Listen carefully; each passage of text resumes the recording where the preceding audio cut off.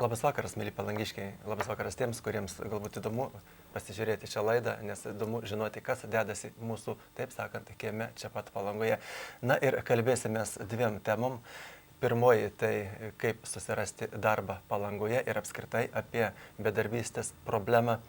O antroji šio vakaro tema tai mes papasakosime apie Basanavičiaus gatvės rekonstrukcijos darbus, jos eigą ir perspektyvas. Na ir antroje dalyje mūsų studijoje viešės Palangos miesto savivaldybės administracijos direktoriaus pavaduotojas gerbiamas Laimutis Kondrotas. Na o dabar, kaip jau minėjau, apie darbą mes kalbėsimės su Palangos darbo biržos direktorė gerbiama Rita Kivitaitė. Na ir gerbiama direktorė, aš jau sakiau, kad kalbėsime apie tai, ar sunku surasti darbą Palangoje, tačiau gal pradėkim ir nuo statistikos, kiek Palangoje šiuo metu yra bedarbių ir kiek galbūt yra įdarbinta. Aš matau, kad jūs turit pakankamai daug statistikos, gal pradėkim ir nuo jos. Labas vakaras. Nedarbas šiandien yra opi problema, bet opiausia problema yra tiem, kurie nesugeba arba negali konkuruoti darbo rinkoje. Tie, kurie turi paklausę specialybės, yra šiaip sumanus, aktyvūs žmonės, jiem nereikia kreiptis į darbo biržą, jie pakankamai pajėgus susirasti darbų patys. O jeigu apie statistiką, per 2003 metus į darbo biržą kreipėsi 1224 bedarbiai. Nedarbo lygis lapkričio 1 dieną buvo 10,1 procentas. Buvo darbo biržoje registruoti 922 bedarbiai. Jeigu palyginti su praeitais metais, bedarbių skaičius sumažėjo maždaug 400 ir nedarbo lygis sumažėjo 4,5 procento. Tai čia geras rodiklis. Čia yra, taip, čia yra pakankamai geras rodiklis. Geras rodiklis dėl to, kad pasikeitė darbo biržos kaip institucijos vaidmuo į tą visuomenę, kuri kreipiasi į darbo biržą. Nes nuo 2003 metų darbo birža dirba pagal naujus tarpininkavimo ir konsultavimo standartus. Tai yra, mes dabar skirstom bedarbius į pasirengusius darbo rinkai ir nepasirengusius darbo rinkai. Tai yra, norinčius dirbti ir nenorinčius dirbti. Su norinčiais dirbti yra kita kalba. Didžiausia problema yra mums dirbti su tais, kurie nori arba nenori, arba dedasi, kad nori dirbti, bet nenori vis tiek dirbti. Tai kaip jūs suprantat, kad jie iš tikrųjų nenori dirbti? Nu kaip, mes turim įvairių programų. Jeigu žmogus neturi profesinių pasirengimų, mes pirmiausiai pasiūlom jam įsigyti tą profesiją. Jeigu jo kvalifikacija yra žema ir jis 2, 3, 4 metus nedirbęs pagal savo specialybę, mes jam siūlom pakelti kvalifikaciją. Jeigu žmogui šito nereikia, vadinasi, įtenkina tą poziciją tokią, kad Gaut bedarbio pašalpą. Gaut bedarbio pašalpą. Jis kažkaip nori išsiviniuoti iš tos situacijos, nes vis dėlto darbo birža yra, nedarbas yra pririštas prie kitų socialinių reikalų. Kada jeigu tu pusę metų nestoji darbo biržoje, tu negauni socialinės paramos, tu negauni paramos kompensacijų šildymą ir taip toliau. Taip, bet tuo pačiu, reiškia, jūs, kiek suprantu, siunčiate į kursus ten tobulintis nemokamai, ar ne? Taip, žmogus šiuo atveju jisai išloštų vis tiek dar dvigubai. Darbo birža padengia kursus. Kursų kaina yra maždaug vienam bedarbiui persikvalifikuoti, yra apie 2000 litų yra skiriami. Kursai yra nuo 1,5 mėnesių iki 6 mėnesių. Kursų įvairovė irgi yra. Jeigu žmogus pats nesugeba pasirinkti, pas mus yra informavimo konsultavimo centras, kur jį pakonsultuos. Mes iškviečiam psichologą, kuris gali testuoti, jeigu jis nėra apsisprendęs, padeda jam apsispręsti. Žodžiu, yra įvairių galimybių, jeigu tu nesi motyvuotas, kaip sako, tai motyvacijai pakelti. Nes yra darbo biržoje yra virš 300 profesijų aprašų, ypatingai jaunimui čia yra. Jeigu jis nėra apsisprendęs, kokią jam profesiją pasirinkti, yra aprašai specialiai paruošti, kur galima įsigyti tą specialybę. Čia turite minėti abiturientams. Abiturientams ir aplamai yra darbo biržos klientams. Ir ne tik, gali ir ateina pas mus ir mokyklų vyresniųjų klasių moksleiviai. Žodžiu, gali susipažinti, galimybės yra gana didelis. O kokios yra paklausiausios profesijos Palangoje? Nu, paklausiausios Palangoje yra aptarnavimo specialybės. Kaip priklauso kurortui? Kaip priklauso kurortui. Aišku, čia nėra tas aptarnavimo specialybės nėra kaip pagrindas to viso. Mes tik konstatuojam, kad daugiausiai tokių profesijų yra užregistruojama darbo biržoje, nes čia yra kintantis tas veiksmas, tas aptarnavimo sistema, nes įtakoja tas sezoniškumas, žinant, kad vasaros metu yra žymiai daugiau įdarbinama, žiemą tas kontingentas sumažėja, bet jeigu imti tuos dirbančiuosius, kurie dirba pagal neterminuotas darbo sutartis, tai gana įvairių specialybių reikia ir mokytojų, ir gydytojų, ir finansininkų, ir taip toliau. Bet čia yra tas, aš sakau apie aptarnavimo specialybės, jos yra judančios, vyksta judėjime. Ir ką mes galim pasiūlyti? Aišku, vienas kitas pasitaiko ir pastovus, ne tik aptarnavimo specialybės, yra ir mokytojų paklausa, būna ir buhalterių paklausa, ir inžinierių, energetikų reikėjo, elektros specialistų, elektros specialistų, taip, baigusi elektros inžineriją baigusi. Praėjusioje laidoje mes būtent kalbėjome su Palangos elektros tinklų viršininku pavaduotoju ir jis kaip tik ir minėjo, kad Palangoje dėja reikėjo 2 elektrikų kažkokių. Elektros inžinierių ir nerado. Pas mus darbo biržoje nebuvo, mes neturėjom kam pasiūlyti arba jų kvalifikaciją.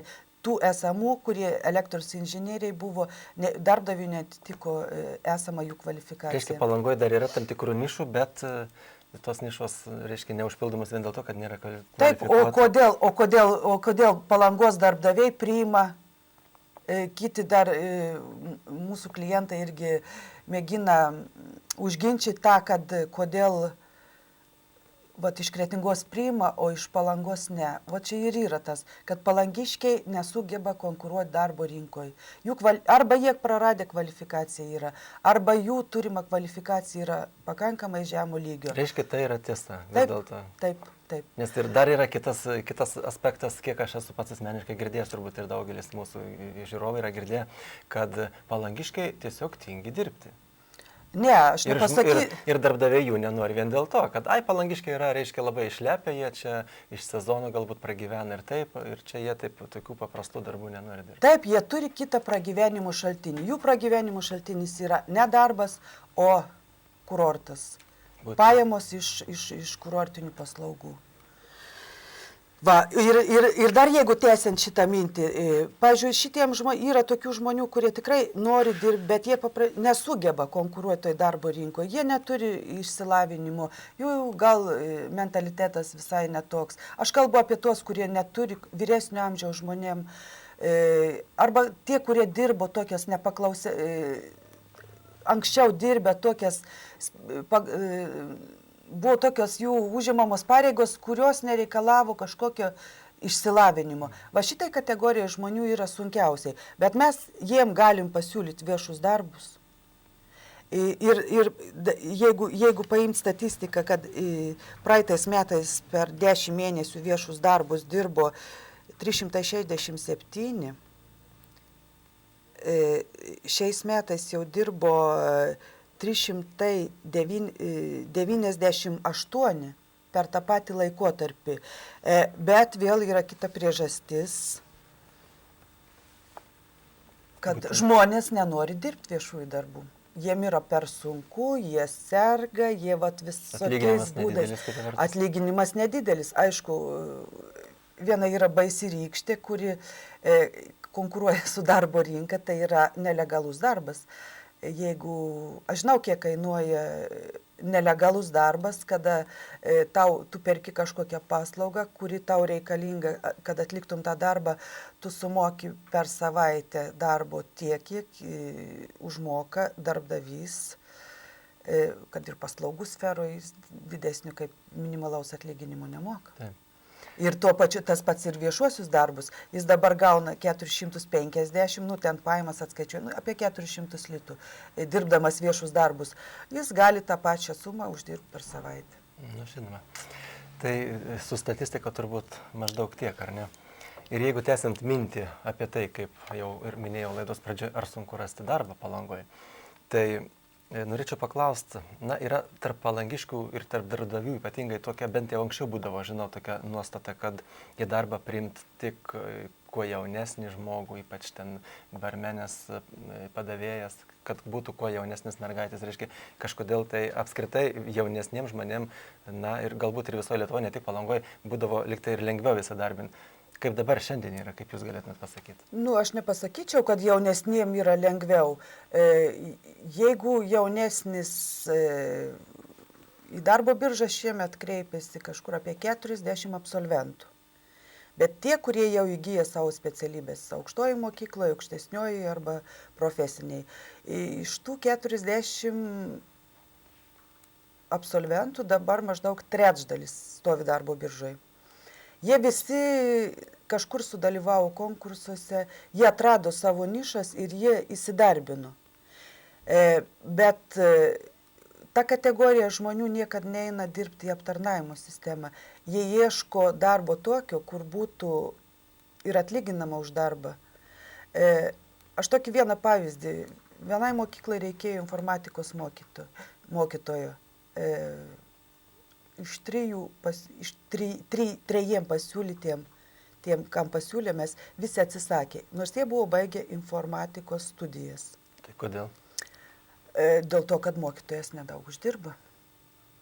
Vienas išėjo į užsienio reikalų ministeriją, kitas privačią kažkokią firmą, žodžiu, dalyvauja konkursuose. Taip, susiranda savo nišas ir ieško, kad būtų už darbą atlyginama. Iš tikrųjų, jeigu jaunimui reikia už 500-600 litų gyventi, aš turiu omeny specialistui, baigusiam aukštąsias studijas, tas yra sudėtingas dalykas. Taip.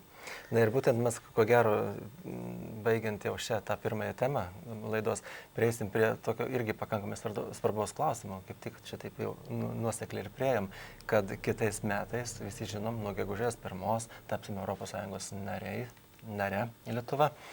Ir būtent tas jaunimas, kuris dabar, kaip sakėt, kad uždirba 500-600, jam yra mažai, jis turės galimybę, aš manau, išvykti kažkur tai į užsienį, užsidirbti. Kaip darbo birža žiūri į tokį judėjimą ir ką jį gali padėti, kaip jį gali padėti tokiems žmonėms? Darbo birža jau nuo metų pradžios mes ruošiamės ES tokiai programai Laisvas asmenų judėjimas. Dabar yra pasiruošimo tokie etapai, yra gauta atitinkama technika, kuri bus sujungta su ES valstybėm, per kurią bus galima kompiuterinė technika, bus programos, per kurių pagalba mes būsim susijęti su ES valstybėm, su kuriuom bus susitarta, nes ir žodžiu, tos laisvos darbo vietos pasirodys ir Palangos darbo biržoje. Žodžiu, kompiuterio dėka mes galėsim žinoti, kur kokioj valstybėje, kokių darbuotojų reikia. Tai reiškia, žymiai lengviau bus įsidarbinti užsienį tada nei dabar, kad nelegaliai dirbama, ar ne? Taip, tada jeigu paim dabar, pavyzdžiui, Europos valstybės piliečiam, ES valstybių piliečiams Lietuvoje jau nebereikia darbo vizų. Čia nuo šių metų. Tai Lietuvoje nebereikia, o kitose šalyse mūsų piliečiams reikia dar. Ne, aš kalbu apie užsieniečius. Jau nebereikia. Lietuviams dar kol kas visur reikia darbo vizų. Kol kas dar reikia visui. Bet būtent ta programa Laisvas asmenų judėjimas, žodžiu, numes tą naštą, žmonės galės laisvai judėti, bet tai nebus toks chaotiškas judėjimas. Aš manau, kad aišku, mes negalėsim patekti tokias darbo vietas, kurios yra prestižinės. bus daugiau galbūt irgi aptarnavimo, kaip ir dabar, vat, pavyzdžiui, Vokietijoje, Airijoje ir aptarnavimo specialybių, turintys aptarnavimo specialybės ir žinantiems tos valstybės kalbą, galima ir dabar įsidarbinti. Bet irgi yra konkurencija. Taip, bet yra daugiau popierizmo dabar, jeigu taip liaudiškai sakant. Nu taip, reikia kreiptis į darbo biržą, paruošti dokumentus, tada mes išsiunčiam į Lietuvos darbo biržą, atvažiuoja darbdavys, tipo jis perka tą darbo jėgą, jis perka, renkasi tuos darbuotojus, kurie gali būti jam tinkami. Kiek aš žinau, yra kažkur per metus apie 1000 iš Lietuvos legaliai išvažiuoja dirbti į užsienį. Tai yra Vokietija, Airija, Portugalija buvo šiais metais, jau su Portugalija yra dabar, vakar gavom pasiūlymą, yra Kiprė medseseris, slaugos darbuotojas reikalingi. Irgi oficialiai yra... Žodžiu, aš suprantu, kad perspektyva mūsų palangiškiam ir apskritai Lietuvos gyventojams yra didelė, vis dėlto didesnė žymiai kitais metais įsidarbinti užsienį. Kaip ten bebūtų? Nu, perspektyva didelė, bet aš tikiuosi, kad gal neišvažiuos visi, taigi ir Lietuvoje, ir Palangoje reikalingi ir protai, ir kvalifikuota darbo jėga. Aš tikiuosi, galbūt ir atlyginimai bus nebe tokie, kokie yra šiandien. Nors sudėtinga prognozuoti, bet aš manyčiau, kad kažkas turėtų pasikeisti. Taip, ir baigiant mūsų pokalbį šią temą, gal trumpai priminkim, kokių šiandien reikia specialybių Palangos darbo biržai, ko ieškot šiandien labiausiai, kokių darbuotojų, kam ko reikia? Šiandien neieškom nieko. Žodžiu, yra mūsų darbuotojai, kurie tyria tą esamą darbo rinką. Jeigu paimt šiandien, kiek yra darbo vietų registruota, aš tikrai negalėčiau pasakyti, kad yra darbo vietų, bet mes galim dar šiandien pasiūlyti. Vat būtent tiem, kurie negali konkuruoti darbo rinkoje, viešųjų darbų dar galima pasiūlyti. Žodžiu, yra tokia tendencija, kad žiemą mes mokomės, o pavasarį mes einam dirbti. Bet dar kol kas viešieji darbai dar galimi. Taip, dar iki naujų metų mes dabar, kaip anksčiau dirbdavo viešus darbus sezono metu, dabar darbai tie organizuojami ištisus metus, yra įvairiausių tvarkymo darbų, taip kad darbo tiem, kuriem tikrai reikia, mes dar šiandien galim pasiūlyti. Aišku, yra, užregistruoja darbdaviai ir kitokių specialybių, yra ir nuolatiniam darbui, būna, bet tas nėra daug per mėnesį, ne sezono metu, jeigu mes užregistruojam 10-15 vietų. Ir visos greit būna užimtos paskui, ne? Taip, arba paprasčiausiai mes neturim ką pasiūlyti, nes netitinka darbdavio keliamų kvalifikacinių reikalavimų. Na kągi, aš manau, kad vis dėlto aš jau dėkoju Jums už pokalbį, kadangi mes išsikalbėjom pagrindiniam temam, nors kalbėti galima turbūt dar pakankamai daug, aš kaip suprantu, iš mūsų kalbos. Tačiau, ko gero, dar mes pakviesim Jūs dalyvauti ir kitą kartą laidoj, nes turėsime apie ką šnekėti, palangiškiams ko gero bus įdomu.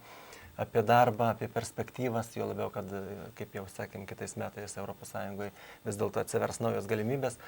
Na ir kągi, aš Jums dėkoju už pokalbį, o dabar gerbėmiems žiūrovams noriu priminti, kad po reklamos pamatysime, išgirsime apie Basanavičiaus gatvės rekonstrukcijos darbus ir studijoje bus Palangos miesto savivaldybės administracijos direktoriaus pavaduotojas, ponas gerbiamas Laimutis Kondratas.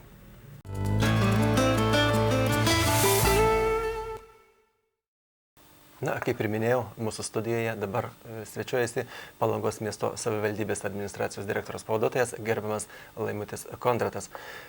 Na ir mes šnekėsim apie Basanavičiaus gatvės rekonstrukciją, kadangi tai tikrai neeilinis įvykis, daug metų planuotas, daug metų svarstytas, tiesiog svajota apie tai ir šiemet galų gale šie darbai jau pradėti. Gerbiamas pavaduotojo, darbai prasidėjo Basanavičiaus gatvėje, tačiau koks tas kelias buvo iki šių darbų? Gal trumpai, nors buvo spaudoje rašyta, taip, galbūt kai kas skaitė, bet galbūt kai kas dar nežino. Reiškia, kas šios darbus atlieka, kiek tie darbai kainuos, kada jie bus baigti. Reiškia, pirmasis etapas, kiek žinau, yra iki Birutės alėjos, taip? Reiškia, prasidės. Gerbiamas žurnalistai, jūs labai skubat, jūs man daug labai klausimų uždavėt. Aš norėčiau pažymėti tokius dalykus. Tai yra bene didžiausias per nepriklausomybės laikotarpį investicinis projektas mieste. Turėčiau pažymėti, kad Palangos miesto puošmena, jūros tiltas, jo nauja statyba šio tilto, jinai nekainavo tiek pinigų, kiek kainuos Basanavičiaus gatvės rekonstrukcija. Taip, kad mums reikia pasidžiaugti, kad išvakarėse valstybės žengimų į Europos Sąjungą mūsų miestas aktyviai dalyvauja įgyvendinamas investicinius projektus. Taip, tai yra labai svarbus objektas mieste, tai yra didelės viltis bendruomenės, tai yra didelės siekiai ir perspektyvos miesto susijusios su šitos gatvės rekonstrukcija. Reikia paminėti, kad apie šios gatvės rekonstrukcijos darbus jau yra kalbama labai senai, tai deklaruoja ir mūsų politinios partijos veikiančios mieste savo rinkiminėse programuose apie siekį būtent rekonstruoti Basanavičiaus gatvę Palangoje. O žingsniai ir kelias, kurį mes nuėjom iki rekonstrukcijos pradžios, tai buvo ilgas, buvo apsisprendimas tarybos. Žinote, kad dar praeitos kadencijos, tai yra 4 šaukimo Palangos miesto taryba, pradėjo šitą darbą, buvo paskelbtas projektų konkursas. Projektų konkursą laimėjo uždaroji akcinė bendrovė Vilniaus planas. Projektai ir visi pasiūlymai konkursiniai buvo demonstruoti Palangos miesto viešojoje bibliotekoje. Visuomenė buvo plačiai supažindinama ir spaudoje, apie tai buvo plačiai šnekama. Ir man atrodo, tai yra jokia naujiena miestiečiams, visai miesto bendruomenė apie tai, kad Basanavičiaus gatvė rengiamasi rekonstruoti, kad būtina rekonstruoti, kad yra dedamos visos pastangos ir žygiai, kad kiek galima anksčiau prasidėtų šios gatvės rekonstrukcijos. O kiek miesto visuomenė buvo aktyvi šiuo klausimu, nes buvo galima pasisakyti miestiečiams, ar ne, išsirinkti projektą tinkamesnį, reiškia jiems. Be abejo, procesas buvo viešas, buvo stengiamasi įtraukti kiek galima plačiau bendruomenę, buvo atsižvelgiama į specialistų ir visus interesuotų asmenų nuomonę ir jų valią. Manyčiau, kad projektas tikrai yra apgalvotas.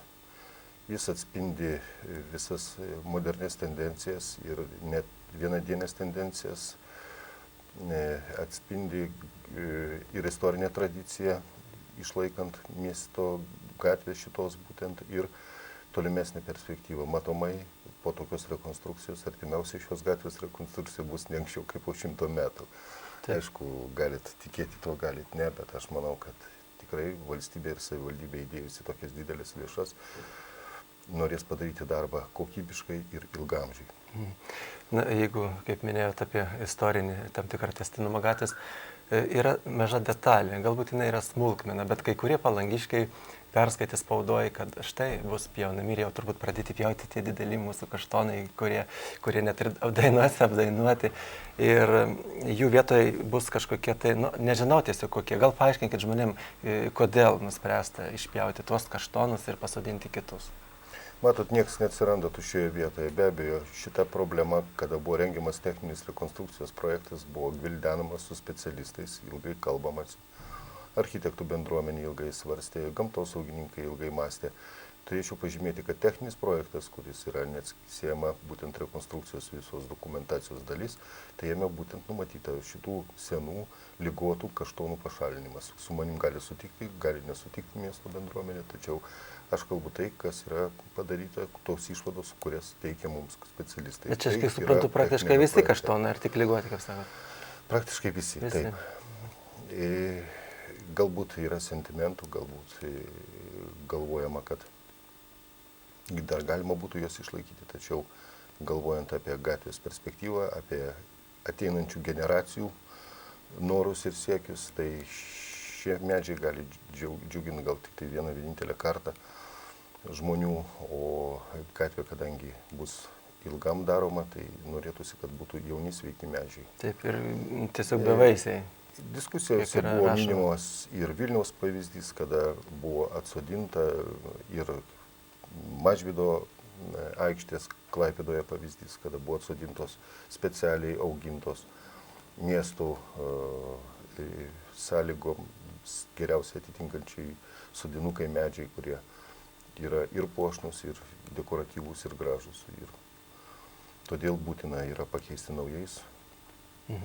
O kaip pavyks suderinti, tas problemas, sakykime, rekonstrukcijos, vis dėlto darbai vyks intensyviai, gatvė bus pakankamai smarkiai išardyta ir kai kurie verslininkai, kiek aš žinau, bent jau yra tokie galbūt šiek tiek sunerime, kad kadangi jų galbūt pajamos sumažės, sunkiau privažiuoti, prieiti žmonėms.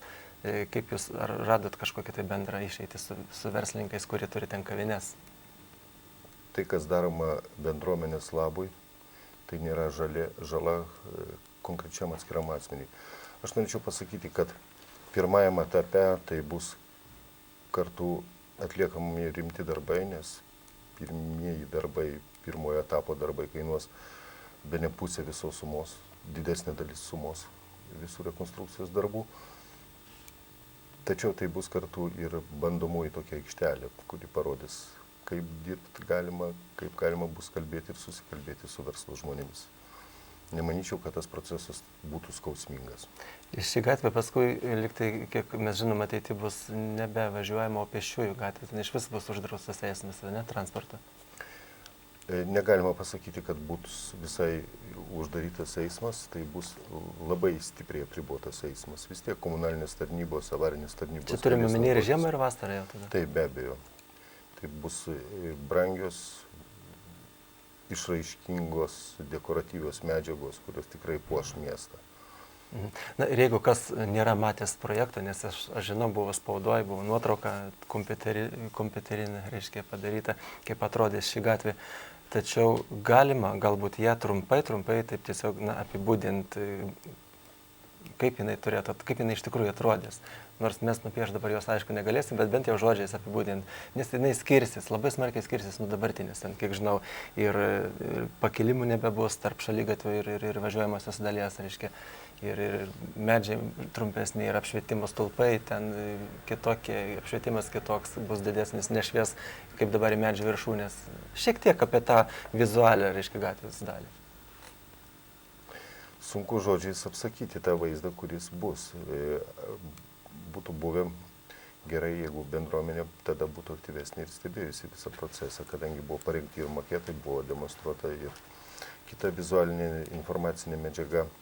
Tačiau aš turiu pasakyti, kad tai nebus citata ar kartojimas to, kas yra padaryta mūsų valstybės sostinėje Vilniuje, Gedimino prospekte ar katedros aikštėje. Tai savo veidą turinti bus gatvė, tai bus ir kitos medžiagos. Žinote, kad Vilniuje katedros aikštė yra išklota brangių kinietiškų granitų. Šiuo atveju projektuotojai pasirinko siūlyti tarybos nariams tokį variantą panaudoti klinkerinės plyteles. Tai kelių spalvų, klinkerinių plytelių, kelių spalvų ir formų derinys. Tos medžiagos yra aukštos labai kokybės. Aš manau, kad tai bus, kadangi projektai yra numatyti kokybės reikalavimai labai aukšti, jos bus labai ilgamžės, tos plytelės. O kas jas, atsiprašau, gaminės? Speciali medžiaga, šios plytelės Lietuvoje yra negaminamos, yra Pabaltyje vienintelė, kiek aš žinau, Estijos firma, šiaip daugiausiai tai yra importuojama ir atvežama iš Vokietijos. Tas, kas domėjosi, žino, kad ir kitos Europos miestuose šiomis plytelėmis yra išklotos ištisos senamiesčių gatvės ir aikštės, kurios tikrai yra labai išraiškingos ir gražios, bei praktiškos. Ir kaip suprantu, reiškia, visi šaligatviai, tiesa, turbūt tie, kurie privatininkai turi savo kavinės, ir dabar, kiek mes matom, šaligatvis turi gražiai išsikloję, ar ne? Yra tam tikras turbūt normatyvas aplink. Taip, be abejo, bus ir reglamentai. Bet kaip bus toliau? Bus vienas stilius ir viena stilistika. Atsiras mažosios architektūros elementai, kurie apjungs į visumą visą tą gatvę. Tai bus ir šviestuvai, ir atskirų tipų suoleliai, skelbimų, afišų stendai, laikrodžiai, visa tai, kas yra būtina, viskas, kas yra būtina ir reikalinga patogiam žmonių poilsiui. Visa tai, kas puoštų, gražintų ir pateiktų šią gatvę kaip centrinė ir pagrindinė kurorto gatvė. Taip.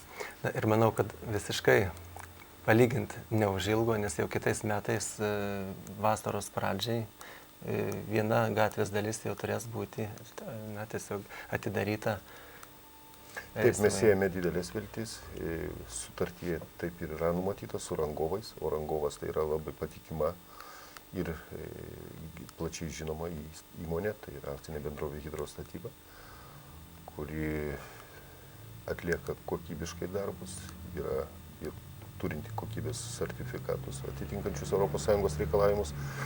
Tai mes tikimės, kad kaip sutartį ir numatyta, birželio 5 dieną šią gatvę jau galės mūsų žmonės ir mūsų miesto svečiai. Birželio 5 dieną, reiškia, pamatysim, kaip atrodo gatvė ir kaip atrodys visa kita jos dalis. O kitais metais rudenį, ar ne, bus tęsiama jau iki pabaigos. Ar dar vienas etapas bus? Yra numatyti 3 etapai. Be abejo, kiekvienas norėtų, kad rekonstrukcija prasidėtų ir baigtųsi kiek galima anksčiau. Jeigu bus stabilus ir numatytas finansavimas ir miestui pasiseks gauti papildomas lėšas anksčiau, tai galbūt kalbama apie galimybę 2 ir 3 etapą sujungti į vieną. Tai be abejo būtų didelis palengvinimas ir verslininkam, ir pačiam miestui, mes sutaupytume metus. Na ir kaip jau minėjot, Hidrostatybos, akcinės bendrovės Hidrostatyba, specialistai, darbininkai dirbs pakankamai sunkių metų, artėja žiema, artėja šalčiai. Ar tai neapsunkins viso to darbo eigos, kadangi ir šiaip jau turėjo būti darbai pradėti berods spalio pradžioj, buvo bent jau spaudoje rašyta, aš nežinau, jūs patikslinkit. Ir dabar štai artėja žiema ir tikrai bus nelengvas sąlygos, kaip šiuo atveju. Aš visada sakiau ir sakau visiems, kad jokia naujiena, kad Lietuvoje būna žiemų. Yra patikimos technologijos, yra atidirbti darbų technologijos ir sistemos, kaip galima ir įmanoma dirbti žiemą, esant ir minusiniam temperatūrai. Galų galia specialistai, profesionalai. Taip. Na, vienu žodžiu, ko gero, apie tą gatvę galbūt ir būtų galima dar daugiau šnekėti, tačiau gaila, aišku, neturim jokio maketo, jokios nuotraukos, mes galim tik vizualiai apibūdinti ją ir praktiškai šį kartą aš manau, kad žmonės jau kas skaitė, o kas neskaitė, vis dėlto susipažino su šio būsimo gatvės perspektyva. Na ir kągi, aš dėkuoju gerbiamam administracijos direktoriaus pavaduotojui Laimučiui Kondratui už dalyvavimą šioje laidoje. Galbūt teks dar kartą ir ne kartą galbūt susitikti, dalyvauti, galbūt savivaldybės naujienos nušviest ar jums, ar kažkam tai iš savivaldybės. Tai dėkuoju jums už pokalbį ir iki kito karto taip pat, gerbiami žiūrovai.